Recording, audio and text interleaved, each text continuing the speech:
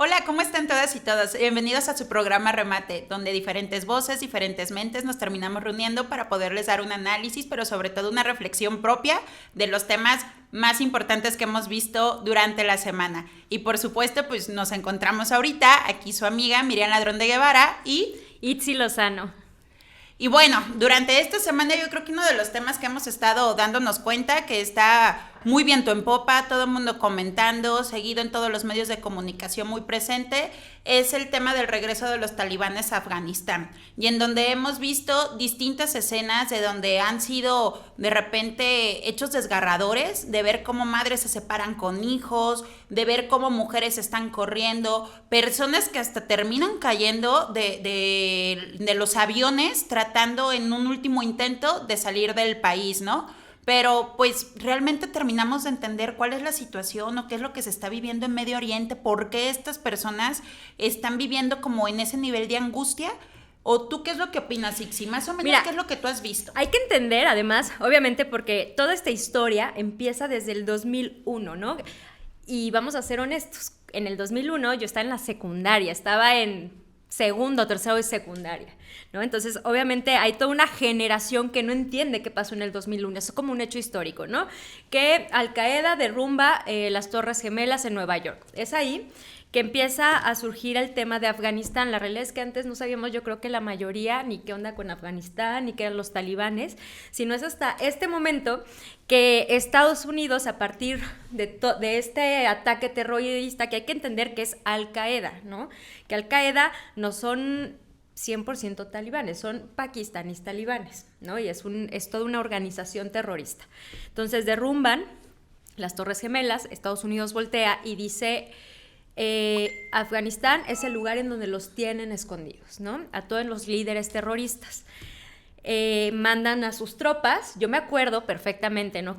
O no sé, muchas personas lo vimos, que en las noticias se veía, ¿no? Cuando empezaban a invadir Afganistán en el 2001, los noticieros, y entran todas las tropas de Estados Unidos. Entonces, realmente, este tema de los talibanes contra Estados Unidos, contra el pueblo afgano, tiene 20 años.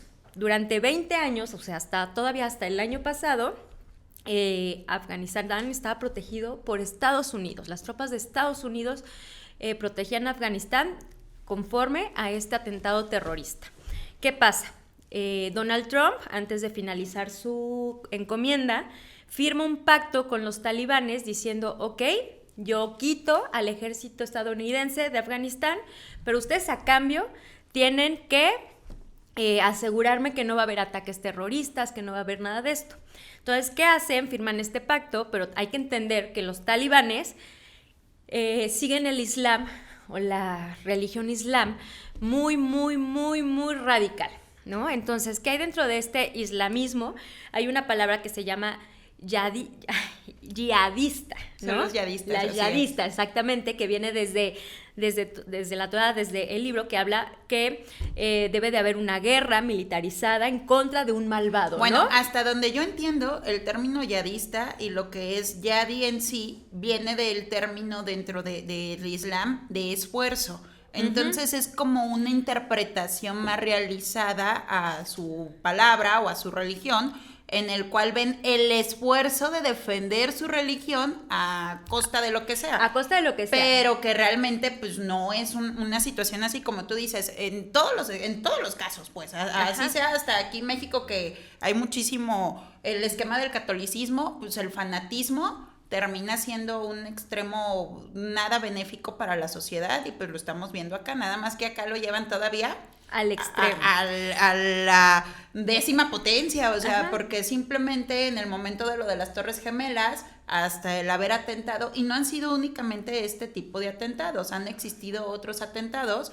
no nada más en Estados Unidos, sino también en su momento en Francia, etcétera, y en otros tantos países, ¿no? Y uno de estos grandes ejemplos, ¿no? Para que entiendan el grado de radicalismo, cuando Malala gana el Premio Nobel de la Paz, ella recibe un atentado justamente por talibanes pakistaníes, ¿no? Que hablaban mucho que si Pakistán tenía que ver con los talibanes, que Pakistán siempre se ha querido como un poquito desviar del tema. Pero cuéntanos, por ejemplo, quién es Malala. Digo, porque Malala gana el Premio de la Paz, pero es una chica de Afganistán estudiante, adolescente, pero que realmente su causa y su lucha es por defender la oportunidad de todas las mujeres en su país de poder llegar a tener acceso a la educación. Exactamente, porque vive bajo un territorio talibán. Hay que entender que no solamente, o sea, a partir del 2001 sí, Estados Unidos llega a Afganistán, pero previo a eso, Afganistán era un país talibán, o sea, estaba dominado y estaba controlado por talibanes. Entonces, efectivamente, esta chica vive en estas condiciones muy precarias, porque hay que entender que además dentro de esta teoría del islamismo, pues las mujeres no tenemos derecho absolutamente a nada, ¿no? Invisibles. Exactamente, ¿no? Hasta el hecho de usar la burka con tal de que no se vea nuestra cara, que no se vean, porque todo es totalmente ilegal y además causa...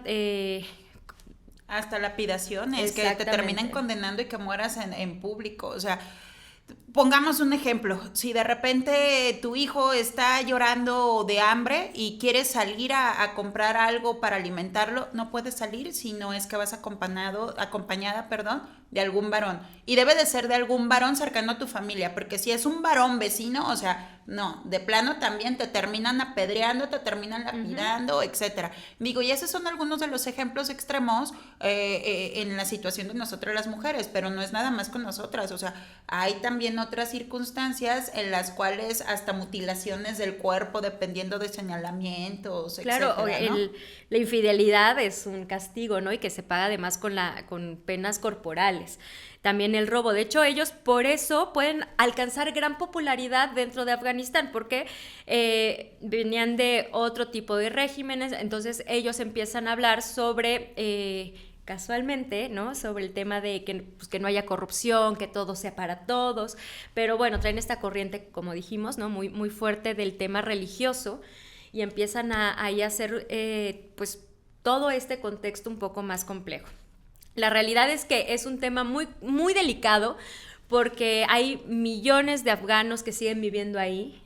Obviamente, al irse a Estados Unidos, también los deja de apoyar la OTAN. Entonces, ¿qué quiere decir esto? Que pues básicamente están controlados nuevamente por los talibanes, se cierran todas las puertas aéreas, todas las vías terrestres, no van a entrar alimentos, no va a haber forma de intercambio económico. Entonces se viene una crisis humanitaria impresionante para Afganistán, que yo creo que eso es lo más delicado en cuestión de derechos humanos, aunque si bien ellos mismos dicen, no vamos a llevar nada al extremo, pues bueno, históricamente lo han llevado al extremo. Digo, la verdad es que ahorita tú estás mencionando algo súper fuerte, Ixi, con lo que estás mencionando de los derechos humanos, y te deja muy reflexivo en qué condiciones quedas tú a partir de donde te tocó nacer. O sea, y simplemente por las condiciones de que a estas personas les tocó nacer en Afganistán, están pasando en un tema de indiferencia ante los ojos internacionales de todos nosotros. Llámalo a lo mejor por desconocimiento, llámalo quizá porque no ponemos quizás en un tema de atención en nuestro día a día, de todas las cosas que traemos, etcétera.